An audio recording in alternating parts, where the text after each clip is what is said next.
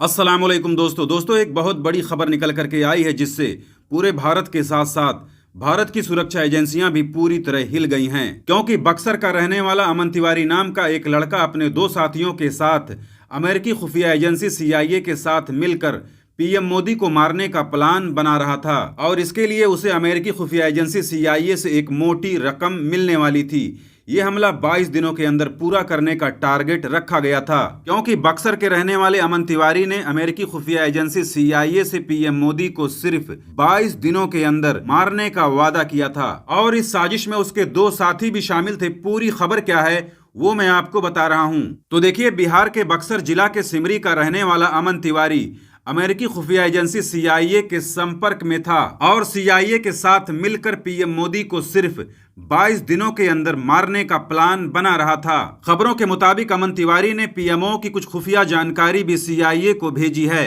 और पीएम मोदी को मारने के बदले अमन तिवारी ने CIA से एक मोटी रकम भी मांगी है। ये सारा खुलासा इसकी गिरफ्तारी के बाद हुआ है। हालांकि समय रहते पुलिस ने इसे गिरफ्तार कर लिया है और अब भारत की एजेंसियां इस मामले से जुड़ी और भी जानकारियां इकट्ठा कर रही हैं। तो आखिर ये अमन तिवारी कौन है वो भी आप लोग जान लीजिए। तो देखिए, ये बिहार के बक्सर जिला के सिमरी का रहने वाला है और इसने 2022 में भी कोलकाता एयरपोर्ट को नुकसान पहुंचाने की साजिश रची थी, लेकिन ये उस वक्त नाबालिग था, इस वजह से इस पर कोई खास कार्रवाई नहीं हुई, जिसका नतीजा ये हुआ कि अब इसका दिमाग और भी खतरनाक साजिश रचने लगा, यहां तक कि पीएम मोदी को भी मारने का प्लान बनाने लगा, जिसके लिए इसने PMO की कुछ खुफिया जानकारी भी अमेरिकी खुफिया एजेंसी CIA को भेज दी है और उनसे सिर्फ 22 दिनों के अंदर पीएम मोदी को मारने का वादा किया है और इसके लिए इसने CIA से एक मोटी रकम भी मांगी है। खैर, समय रहते पुलिस ने इसे गिरफ्तार कर लिया है,